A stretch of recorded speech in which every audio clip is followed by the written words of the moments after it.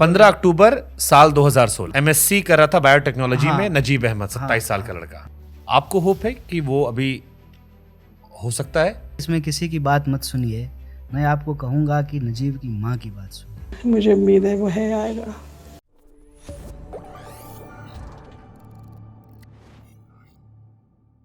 क्या नजीब का क्या हुआ था? मतलब मैं अभी भी आज भी सुबह पढ़ रहा था, मैं हैरान था कि रात को लड़ाई झगड़ा होता है, अगले दिन से गायब है। पहले रिक्शा वाला कह रहे मैं छोड़ा, फिर वो पलट गया। देखिए 9 साल हो गए। इसमें किसी की बात मत सुनिए, मैं आपको कहूंगा कि नजीब की माँ की बात सुनिए।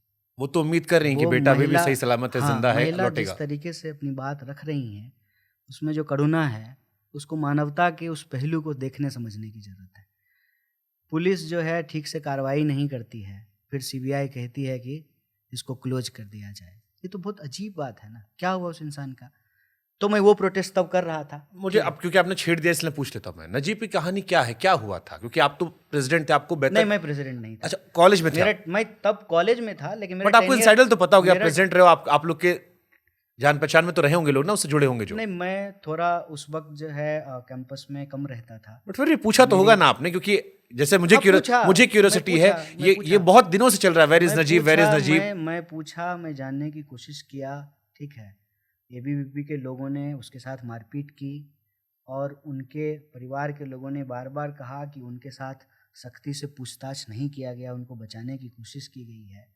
और वाकई जेएनयू को ना हैरान करने वाली बात है। देखिए, एबीवीपी से हमारी लड़ाई है, एबीवीपी से हम लड़ते थे कैंपस में, ये एक दैट बात इज है। पॉलिटिकल लड़ाई, हाँ, वैचारिक लेकिन मतभेद। बट एक बच्चे का गायब हो जाना, 27 साल का बच्चा। ये विश्वास कर पाना बहुत मुश्किल था कि यूनिवर्सिटी में पढ़ने वाले स्टूडेंट जो है किसी फेलो स्टूडेंट को गायब कर देंगे। लेकिन आज इतने साल हो गए, 9 साल, और कुछ पता नहीं है, तो लगता है कि आखिर क्या हुआ।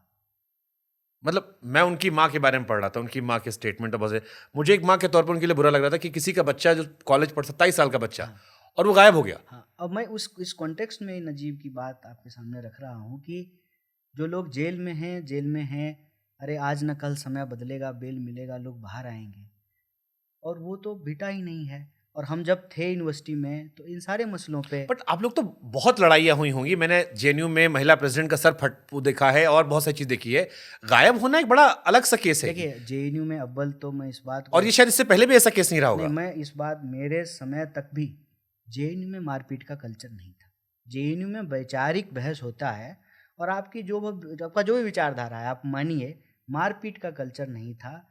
दुर्भाग्यपूर्ण है लेकिन सत्य है कि 2014 के बाद जो है इसमें बढ़ोतरी हुई, जब से कैंपस में एबीवीपी को ये लगने लगा कि अब हमारा राज आ गया है, ये जो अपार बहुमत की हमारे पास सरकार है, दिल्ली पुलिस हमारे अंडर है, तब से जो है ये मारपीट और लड़ाई झगड़े की घटना बढ़ गई जेएनयू में। और आपको मालूम है कि ये घटना भी जो है मेरे ख्याल से 2017 की घटना है। 2017 की घटना है ये, या 16 की होगी। 16 की घटना है, 9 साल हो गए। हाँ, 16 की होगी। हमारा टेन्योर खत्म हो गया था, तो ना इस तरह का इंसिडेंट कभी हुआ ही नहीं था। मैं ये इस कॉन्टेक्स्ट में 15 अक्टूबर साल 2016 हाँ, एमएससी कर रहा था बायोटेक्नोलॉजी में नजीब अहमद 27 साल का लड़का। ये ना माही मांडवी छात्रावास। वो हमारी प्रेसिडेंसी खत्म हो गई थी, नए प्रेसिडेंट आ गए थे, और प्रेसिडेंट इंटरवीन किया था। वो रात में गया, लोगों से बात किया, समझौते कराए, लोगों को अलग किया, ठीक है, लगा कि मामला शांत हो गया है। लेकिन सुबह जो है वो था ही नहीं, गायब था, वो मिला ही नहीं। उसका पर्स, मोबाइल वो मिला, लेकिन वो कभी नहीं मिला।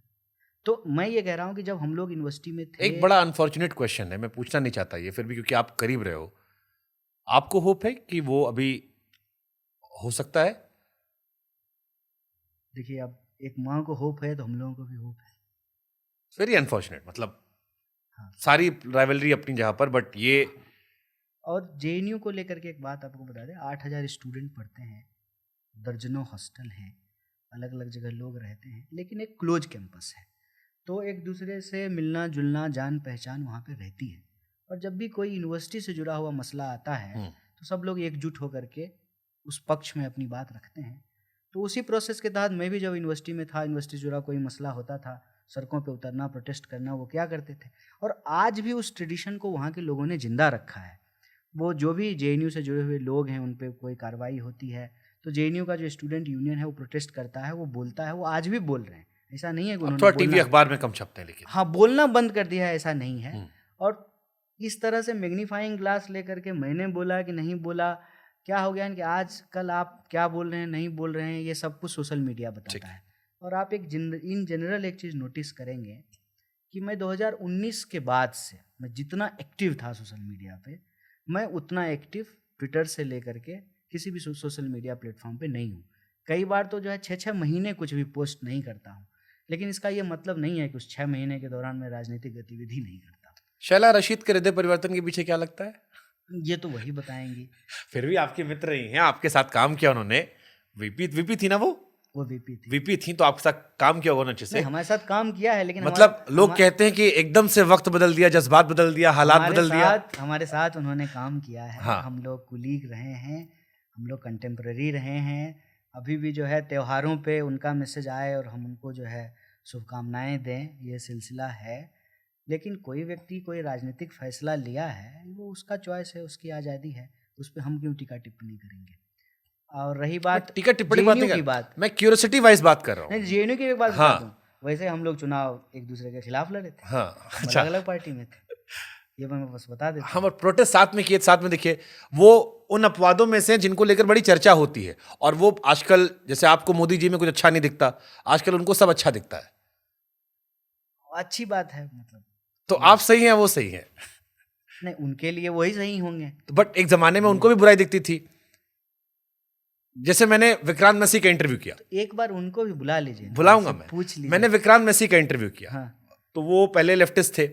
विक्रांत से मैंने पूछा, मैंने कहा भाई, लेफ्टिस्ट थे? हाँ, वो पहले बहुत वो अपनी विचारधारा को रखते थे कि मैं उस साइड का ही हूँ, नहीं, वामपंथी विचारधारा से प्रभावित थे वो। कैसे पढ़ाई लिखाई वो हुए, पीयूष मिश्रा हुए, ये सब। पीयूष मिश्रा ने भी ऑन रिकॉर्ड कहा है कि मैं पहले वामपंथी था, घनघोर वामपंथी था। फिर मुझे रियलाइज हुआ कि जिंदगी भर लोग बेवकूफ बनाते हैं, जितना पैसा कमाओ दे आते हैं और कुछ करना नहीं होता, तो मैं छोड़ दिया। ये उनको ऑन रिकॉर्ड स्टेटमेंट एक पॉडकास्ट में ही। तो मैंने विक्रांत से सवाल पूछा, मैंने कहा भाई ये इतना हृदय परिवर्तन कैसे हो गया? अच्छा, कोई आपको मिला है आज तक? मेरा बस एक क्यूरियोसिटी है कि कोई कहे कि मैं पहले दक्षिणपंथी था, मीडिया में अब वामपंथी। मीडिया में बहुत सारे लोग हैं, अब वामपंथी। मीडिया में बहुत सारे लोग हैं। मैं आपको ऑफ द रिकॉर्ड नाम लेके बता दूंगा, बहुत सारे लोग। आप जब पीयूष मिश्रा जी का नाम ले रहे हैं, विक्रांत मैसी का नाम ले रहे हैं, तो एक दो लोगों का मीडिया में बहुत सारे, आप पुराने एंकर्स में देखिएगा, बहुत सारों के ट्वीट्स वायरल हुए हैं। ये जब वीडियो जाएगा सोशल मीडिया पे तो कमेंट सेक्शन पूरा भर जाएगा, क्योंकि वो मेरे राइवल हैं, इसलिए मैं नाम लेना पसंद नहीं करूंगा, क्योंकि मेरे राइवल पहले दक्षिणपंथी थे, अब वामपंथी। पहले कट्टर भाजपाई थे, अच्छा। अब उनको भाजपा में कोई अच्छा दिखता नहीं है।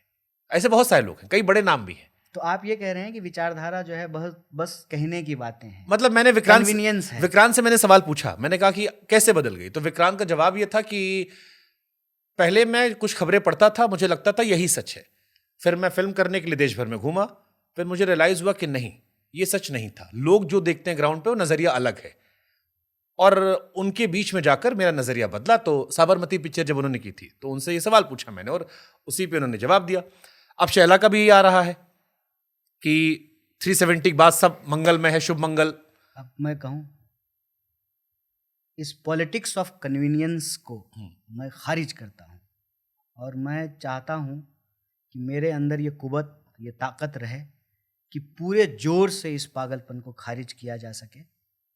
मुझे जिस दिन विचारधारा बदलना पड़ा ना, प्रोफेशन बदल लेंगे। कैसे थूक करके चाटेंगे प्रभु, कैसे चाटेंगे? मनुष्य होने का कोई मतलब होता है ना, कुछ तो गरिमा होगी मनुष्य होने की। और उसको जो है पूरे पतित तरीके से लोग आकर के डिफेंड भी करते हैं। मैं भी सुना हूं ये बकवास कि ये जवानी है तो लेफ्ट हैं तो आपके पास दिल है, 30 के बाद अगर आप जो है लेफ्टिस्ट हैं तो आपके पास दिमाग नहीं है। क्यों समझौता परस्ती को इस तरह से जो वैचारिक अमली जामा पहनाना जरूरी है? कह दीजिए ना, जिंदगी जीने की मजबूरी होती है, इसमें इतना घुमाना फिराना क्यों है? सच जो है ना स्वीकारने में मुश्किल होता है सर, जीवन जीने में आसानी होती है। झूठ ठीक है ना, बोलने में आसानी होता है, जीवन कठिन होता है। आप जितना बार बोलिएगा उतना बार स्टेटमेंट बदल जाएगा। आप ये कह रहे हो कि जितने भी लोग बदले, जो पहले इधर थे उधर चले गए, वो सहूलियत के हिसाब से बदले? इधर उधर की बात ही नहीं है ना, आप जीवन की गति में भरोसा रखिए ना, जीवन की गति में भरोसा रखेंगे। जैसे गुजरात में आप ही की पार्टी में 3 नए लड़कों का जिक्र हो रहा था एक चुनाव में, बड़ा जिक्र चला, अच्छा कर रहे हैं ऐसा। अब अल्पेश, हार्दिक, जिग्नेश। हाँ, अब जिग्नेश को हटा दें तो बाकी सबका हृदय परिवर्तन हो गया। दोनों भाजपा में है। दोनों भाजपा में है। ठीक है। कट्टर मैं वही कह रहा हूँ कि ये जो शैला की बात कर ले, और बहुत सारे लोग भी ऐसे मैं यही कह रहा हूँ कि इसको पूरी ताकत से मैं खारिज करता हूँ। विचारधारा अगर इतनी आसानी से बदली जाती ना, ठीक है। अच्छा एक बात बताइए, आप अपना ब्लड ग्रुप बदल सकते हैं क्या? नहीं, विचारधारा वैसी चीज होती है, आपके रगों में बहता है। आपके पास एक बार नजरिया डेवलप हो गया है किसी चीज को देखने का। बट पॉलिटिकल लोग तो, जैसे मैं आप ही की पार्टी की बात कर लूं, चलो मैं कांग्रेस की बात करता हूं, मैं बहुत लंबा नहीं जाता हूं, कांग्रेस की बात करता हूं। मैंने कांग्रेस को भी अलग अलग नजरिए से देखा है। कई बार देखता हूं कि बहुत हार्डकोर हिंदुत्व वाली बातें करती है, कई बार देखता हूं कि ऐसा लगता है, उन पर आरोप लगने लगता है कि वो एंटी हिंदू आते हैं। मैंने मंदिर जाते हुए देखा है और मंदिर को लेकर दूसरे स्टेटमेंट देखे हैं। तो ये तो पॉलिटिक्स में सारी पार्टियों पर ही है। जैसे आपने कहा सहूलियत के हिसाब से, मैं कहता हूं ऑप्टिक्स से ज्यादा गहरी चीज है पॉलिटिक्स। ऑप्टिक्स पॉलिटिक्स नहीं है, पॉलिटिक्स में ऑप्टिक्स होता है। आजकल क्या हो गया कि ऑप्टिक्स को ही पॉलिटिक्स मान बैठे हैं।